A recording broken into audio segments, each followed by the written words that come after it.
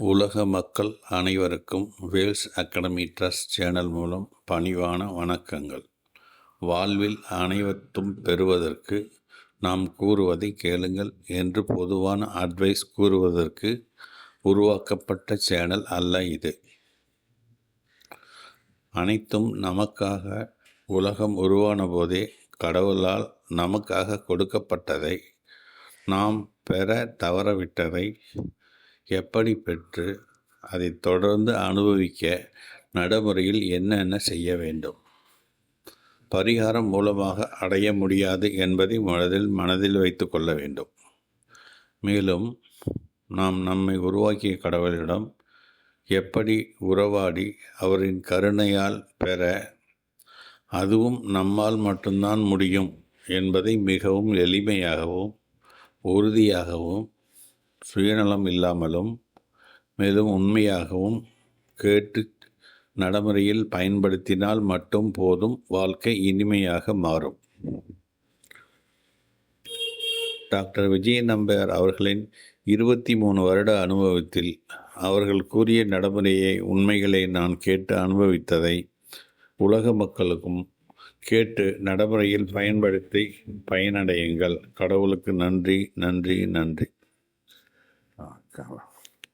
Good morning, காலை வணக்கம். Wales அகாடமியில் உங்கள் எல்லாரையும் வரவேற்கிறேன். இது உங்கள் விஜய் நம்பியார், வேல்ஸ் அகாடமியோட ஃபவுண்டர். தொடர்ந்து நம்ம 5 to 10 minutes மெசேஜ் சொல்லிகிட்டு இருக்கிறோம். ராத்திரி நம்ம அரை மணி நேரம் பேசுகிறோம், அதுக்கப்புறம் பிரார்த்தனை பண்ணுறோம். அதுக்கப்புறம் ஞாயிற்றுக்கிழமை 2 மணி நேரம் காலையில் 9லேருந்து 11 மணி வரைக்கும் ஹிந்தியில் பேசுகிறோம். அதுக்கப்புறம் ஈவினிங் 5லேருந்து 7 மணி வரைக்கும் ஹிந்தியில் தமிழில் மெசேஜ் சொல்கிறோம். அதில் நிச்சயமாக இதை தொடர்ந்து கேளுங்கள். பெரிய வெற்றி வாழ்க்கை உங்களை காத்து கொண்டிருக்கிறது. ஏன் இதை தொடர்ந்து கேட்கணும் அப்படின்னு சொன்னால், நம்ம இந்த பழைய வாழ்க்கையில், அதாவது நம்ம இந்த கடவுள் விஷயத்தை தெரிவதற்கு முன்னால் என்னெல்லாம் தெரிந்து கொண்டோமோ, என்னெல்லாம் புரிந்து கொண்டோமோ, அதனால் நம் வாழ்க்கையில் எந்த முன்னேற்றமும் வருவதில்லை. அப்படி முன்னேற்றம் வருவதாக இருந்தால், நான் சொல்கிறேன், அப்படி முன்னேற்றம் வருவதாக இருந்தால் இந்தியாவில் உலகத்திலேயே முதல் இடம் பெற்றிருக்கும். இந்தியா நாட்டை பார்த்து நிறைய பேர் பாடம் கற்றுட்ருப்பாங்க. இந்திய நாட்டுக்கு நிறைய பேர் ஓடி வந்திருப்பாங்க. இவ்வளோ வளர்ச்சி, இவ்வளோ ஒரு நல்ல செழிப்பான ஒரு நாடை நாங்கள் பார்க்கவில்லை. இங்கே இருக்கிற மனிதர்களெல்லாம் இவ்வளோ சந்தோஷமாக வாழ்கிறார்கள், வியாதி இல்லாமல் வாழ்கிறார்கள், பிரச்சனை இல்லாமல் வாழ்கிறார்கள், நிறைய பணத்துடன் வாழ்கிறார்கள், நிறைய பொருளாதார சக்தியோடு வாழ்கிறார்கள், செழிப்பான ஒரு நாடு இது, இந்த நாடை நாங்கள் பார்க்கிறோம் என்று எல்லா நாட்டில் இருந்தும் ஆளுங்க வந்திருப்பாங்க. ஆனால் அது நடந்துதா? நடக்கவில்லை. அப்போது நம்ம செய்கிற இந்த சடங்கு சம்பிரதாயம், நம்ம செய்கிற இந்த விஷயங்களால் எந்த நன்மையும் கிடையாது. ஆனால் முக்கியமான விஷயம் என்னென்னா, நம்ம நாட்டில் தான் உலகத்துக்கே பாடம் நடத்தின பல விஷயங்கள் நடந்தது. உலகத்துக்கே பாடம் நடத்துகிற பல காரியங்கள் இங்கே தான் நடந்தது. கடவுள் இங்கே தான் ரொம்ப பெருசாக செயல்பட்டார். நீங்கள் பார்த்தீங்கன்னா ரொம்ப பெருசாக செயல்பட்டார். எப்படின்னு பார்த்தீங்கன்னா, தமிழ் இலக்கியத்தில் பார்த்தீங்கன்னா, சங்க இலக்கியத்தில் முதற் சங்கம் ஒரு பெரிய ஒரு அத்தியாயம். முதற் சங்கம் பெரிய ஒரு அத்தியாயம். அங்கே கடவுளே வந்து ஆட்சி செஞ்சுருக்கிறார். அதை விட பெரிய விஷயம் என்ன வேணும்? அது இங்கே தான் நடந்தது பாருங்கள். அதனால் அங்கே அந்த முதற் சங்கத்தில் அந்த கடவுள் வந்து ஆட்சி பண்ணும்போது இந்த மாதிரி எந்த சடங்கு சம்பிரதாயமும் கிடையாது. அப்படி இருந்திருந்தால் நிச்சயமாக தொல்காப்பியர் ரொம்ப தெளிவாக சொல்லியிருப்பார். நீங்கள் இதெல்லாம் பண்ணுங்க, நாங்கள் இதெல்லாம் பண்ணோம், முதற் சங்கத்தில் நாங்கள் இப்படி பண்ணோம், கடவுள் இப்படி சொன்னார், கடவுள் ஆட்சி பண்ணும்போது நாங்கள் இப்படிலாம் செஞ்சுட்டு இருந்தோம்னு சொல்லியிருப்பார். ஆனால் அவர் அதை எதுவுமே சொல்லலை. அவர் வாழ்வியலை சொல்கிறாரு, இறையியலை சொல்கிறாரு, எப்படி மெய்யியல்ன்றாரு, எல்லாம் சொல்கிறாரே தவிர எல்லாமே சொல்கிறாரு. அதில் எந்த சடங்கு சம்பிரதாயமும் இல்லை.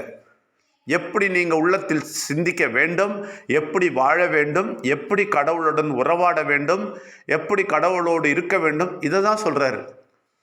ஆனால் நம்ம இப்போ இந்தியா ஃபுல்லாக சடங்கு சம்பிரதாயத்தை நிரப்பிட்டோம். நம்ம நிரப்பலை, கெட்ட சக்தி இங்கே கொண்டு வந்து நிரப்பி விட்டது.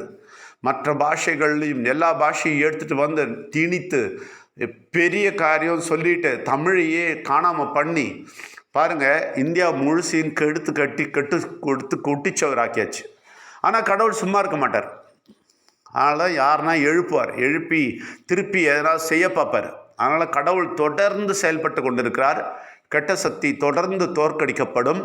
நிச்சயமாக அதுக்கு நீங்கள் உறுதுணையாக வந்தீங்கன்னா தான் உங்கள் பிரச்சனை தீரும். அதனால தான் சொல்கிறேன், நம்மளோட இந்த சடங்கு சம்பிரதாயத்தால் நம்ம செய்கிற இந்த பழக்கத்தால் நமக்கு எந்த நன்மையும் கிடைக்கவில்லை. பாரதம் அதுக்கு எதிராக என்னாச்சு, பாரதம் ஒரு கேள்விக்குறியாக மாறிடுச்சு. பாரதம் ஒரு கூத்து பண்ணுற இடமா மாறிடுச்சு. இங்கே இதை பார்த்து சிரிக்க தொடங்கிட்டாங்க. நம்மளுடைய ஒரு செயல்களையும் பார்த்து சிரிக்க தொடங்கிட்டாங்க. நம்மளை பார்த்து பிரமித்து போய் நிற்க வேண்டியவங்க நம்மளை பார்த்து கிண்டல் பண்ணுறதா ஆயிடுச்சு. ஏன் நடந்தது அப்படின்னா, இந்த தேவையில்லாத சடங்கு சம்பிரதாயங்களும் எல்லாமே எங்கேருந்தோ வந்து இதுதான் நம்மளுடைய முன்னோர்கள் சொன்னதுன்னு பொய் சொல்லி நம்ம தலையில் கட்டி விட்டாங்க. இதிலிருந்து தான் நம்ம விடுதலை ஆகிறோம். அதனால் இது பாரதத்தை பற்றி சொல்கிறோம், வெறும் பாரதத்தை பற்றி இல்லை. அப்படித்தான் உங்கள் வாழ்க்கை மாறப்போகுது. உங்கள் வாழ்க்கை நிச்சயமான அந்த ஒரிஜினல் விஷயத்துக்கு நம்ம போகிறோம். நம்ம செய்கிறது இந்த மைண்ட் ரினிவல் என்ன பண்ணுறோம்னா, தமிழில் ஒரிஜினல், தமிழ்நாட்டில் நடந்த ஒரிஜினல் மேட்டருக்கு, மெய்யியலுக்கும் வாழ்வியலுக்கும் நம்ம போகிறோம். அதுதான் செய்கிறோமே தவிர இங்கே புதுசாலாம் நம்ம எதுவும் சொல்லிக் கொடுக்கல. நல்லா புரிஞ்சுங்க. கடவுள் என்ன செய்யணும்னு சொன்னாரோ அதான் சொல்லிக் கொடுக்குறோம். இது விஜய் நம்பியாரோட ஸ்டைல் கிடையாது. விஜய் நம்பியார் சொல்லிக் கொடுக்குறான்னு தவிர இது விஜய் நம்பியாரோட பிளான், விஜய் நம்பியாரோட கான்செப்ட் கிடையாது. இது நல்லா புரிஞ்சுங்க. இதை நீங்கள் செய்தால் நிச்சயமாக உங்கள் வாழ்க்கை வெற்றி வாழ்க்கைக்கு போகும். ஏன்னா அதுதான் நேச்சுரல், அதுதான் கடவுள் சொன்னது. அதனால தான் நம்ம என்ன செஞ்சுருக்கிறோம், வாட்ஸ்அப் குரூப் உருவாக்கியிருக்கிறோம். யாருக்கு எந்த பிரச்சனை இருந்தாலும் அந்த வாட்ஸ்அப் குரூப்பில் அவங்களுடைய பிரச்சனையை சொன்னால் நிச்சயமாக தீர்வு காணப்படும். நிச்சயமாக, அதுவும் இலவசமாக, எந்த சார்ஜும் கிடையாது. அதனால் நீங்கள் எல்லாருக்கிட்டையும் சொல்லலாம். அந்த வாட்ஸ்அப்பில் அவங்க ப்ராப்ளத்தை சொன்னால் போதும்.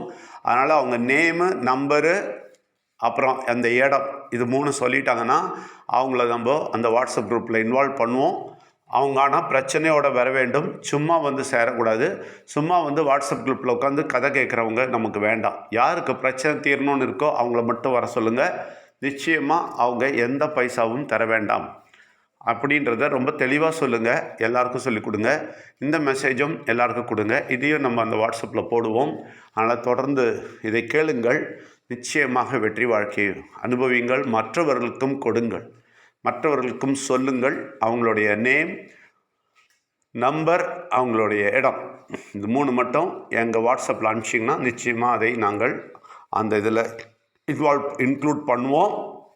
அவர்கள் ஆனால் இம்மீடியட்டாக அதில் வந்த உடனே அவங்க நிச்சயமாக அவங்களுடைய கவலைகளையோ அவங்களோட பிரச்சனைகளையோ சொன்னால் நிச்சயமாக தெளிவு கொடுக்கப்படும். இல்லை பர்சனலாக சொல்லணும், பப்ளிக்கில் பேச முடியாத விஷயமாக இருந்தால் நிச்சயமாக எங்களை பர்சனலாக காண்டாக்ட் பண்ணலாம். நிச்சயமாக காண்டாக்ட் பண்ணலாம். ஜென்ரல் மெசேஜுக்கு நம்ம அவங்க நம்பரை அங்கே போடுவோம். பர்சனலாக அவங்களுக்கு ஆன்சரும் பண்ணுவோம். இதெல்லாம் செய்ய போகிறோம். இதுக்கெல்லாம் நீங்களும் ஒத்துழையுங்கள். முன்னேறி செல்லுவோம். நிறைய விஷயங்களை செய்வோம். நிச்சயமாக இந்த நாட்டை மாற்றுவோம். எல்லாரையும் வரவேற்கிறோம். அப்புறம் எங்களுடைய வாட்ஸ்அப் நம்பர் 8056453186. செஷன்ஸ் எல்லாம் நடக்குது. அப்புறம் டிஸ்க்ளைமர் என்னென்னா, நம்ம எந்த மதத்தையும் கீழே போடல, யாரையும் புண்படுத்த விரும்பல, ஆனால் கடவுளை உயர்த்தி காட்ட விரும்புகிறோம். எல்லாரையும் வரவேற்கிறோம். நன்றி, வணக்கம். டாக்டர் விஜய நம்பியார் அவர்கள் கூறிய உண்மைகளை கேட்டதற்கு நன்றி.